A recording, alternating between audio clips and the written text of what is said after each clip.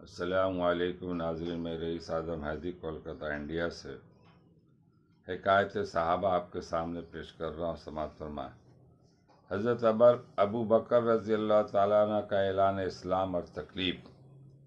ابتداء اسلام میں جو شخص مسلمان ہوتا تھا وہ اپنے اسلام کو حتی الوسع مخفی رکھتا تھا، حضور صلی اللہ علیہ وسلم کی طرف سے بھی اس وجہ سے کہ ان کو کفار سے اذیت نہ پہنچے اخفا کی تلقین ہوتی تھی۔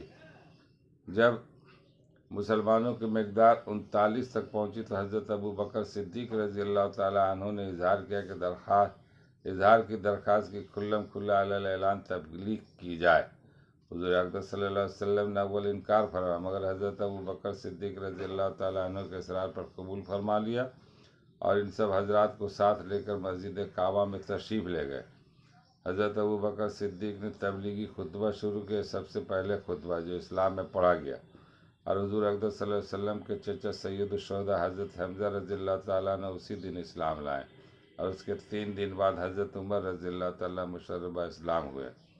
خطبہ کا شروع ہونا تھا کہ چاروں طرف سے کفار و مشرکین مسلمانوں پر ٹوٹ پڑے۔ حضرت ابو بکر صدیق رضی اللہ تعالیٰ عنہ کے بھی باوجود کہ مکہ مکرمہ میں ان کی عام طور سے عظمت و شرافت مسلم تھی، اس قدر مارا کہ تمام چہرہ مبارک خون میں بھر گیا، ناک کان سب لہو لہان ہو گئے تھے، پہچانے نہ جاتے تھے۔ جوتوں سے لاتوں سے پاؤں میں روندا، اور جو نہ کرنا تھا سبھی کچھ کیا۔ حضرت ابو بکر صدیق رضی اللہ تعالیٰ عنہ بے ہوش ہو گئے۔ بنو تیم یعنی حضرت ابو بکر صدیق رضی اللہ تعالیٰ عنہ کے قبیلہ کے لوگوں کو خبر ہی وہ وہاں سے اٹھا کر لایا، کسی کو بھی اس میں تردد نہ تھا کہ حضرت ابو بکر صدیق رضی اللہ تعالیٰ اس وحشیانہ حملہ سے زندہ نہ بچ سکیں گے۔ بنو تیم مسجد میں آئے اور اعلان کیا کہ حضرت ابو بکر رضی اللہ تعالیٰ کہ اگر اس حادثہ میں وفات ہو گئی تو ہم لوگ ان کے بدلے میں عتبہ بن ربیعہ کو قتل کریں گے۔ عتبہ نے حضرت صدیق اکبر کے زمانے میں اکبر رضی اللہ تعالیٰ کے مارنے میں بہت زیادہ بدبختی کا اظہار کیا تھا۔ شام تک حضرت ابو بکر رضی اللہ تعالیٰ کے بے ہوشی رہے، باوجود آوازیں دینے کے، بولنے یا بات کرنے کی نوبت نہ آتی تھی۔ شام کو آوازیں دینے پر وہ بولے تو سب سے پہلا لفظ یہ تھا کہ حضور اقدس صلی اللہ علیہ وسلم کا کیا حال ہے۔ لوگوں نے اس پر بہت ملامت کی کہ انہی کے ساتھ کی بدولت یہ مصیبت آئی ہے، اور دن بھر موت کے منہ میں رہنے پر بات کی تو وہ بھی حضور صلی اللہ علیہ وسلم ہی کے جذبہ اور انہی کے لئے لوگ پاس سے اٹھ کر چلے گئے کہ بددلی بھی تھی، اور یہ بھی کہ آخر کچھ جان باقی ہے کہ بولنے کی نوبت آئے، اور آپ کی والدہ ام خیر سے کہا گئے کہ ان کے کھانے پینے کے لیے کسی چیز کا انتظام کر دے۔ وہ کچھ تیار کر کے لائے اور کھانے پر اصرار کیا، مگر حضرت ابو بکر رضی اللہ تعالیٰ عنہ کی وہی ایک صدا تھی کہ حضور صلی اللہ علیہ وسلم کا کیا حال ہے، حضور صلی اللہ علیہ وسلم پر کیا گزری۔ ان کی والدہ نے فرمایا کہ مجھے تو خبر نہیں کہ کیا حال ہے۔ آپ نے فرمایا کہ ام جمیل رضی اللہ تعالیٰ حضرت عمر رضی اللہ تعالیٰ کی بہن کے پاس جا کر دریافت کر لو کہ کیا حال ہے۔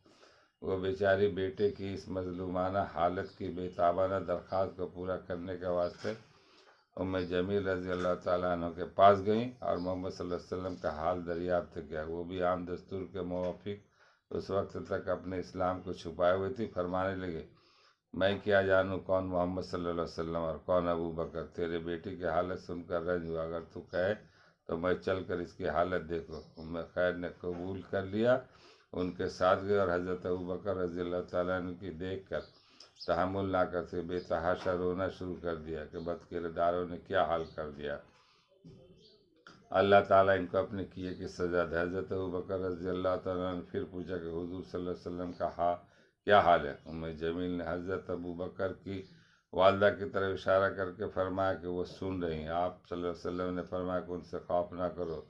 تو ام جمیل رضی اللہ تعالیٰ نے خیریت سنائی اور عرض کیا بالکل صحیح سالم ہے۔ آپ نے پوچھا کہ اس وقت کہاں ہیں؟ انہوں نے عرض کیا ارقم کے گھر تشریف رکھتے ہیں۔ آپ صلی اللہ علیہ وسلم نے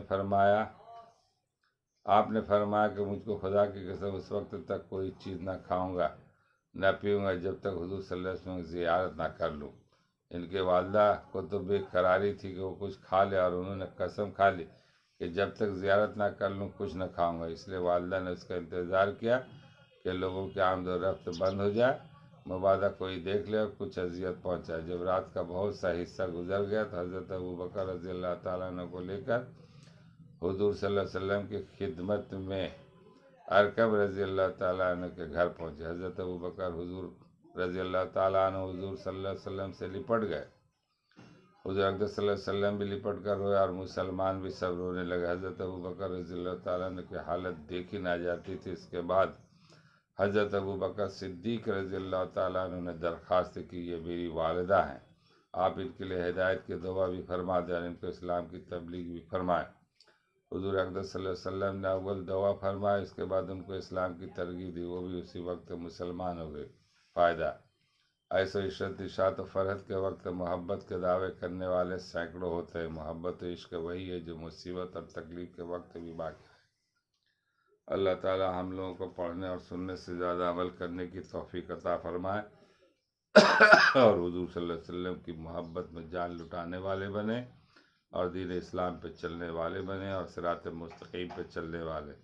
آج بڑے بڑے دعویٰ کرنے والے حضور صلی اللہ علیہ وسلم سے بہت مگر نہ وہ انصاف کر پاتے ہیں، نہ عبادت کر پاتے صحیح، نہ لوگوں کے ساتھ جو ہے نا وہ سلوک ہے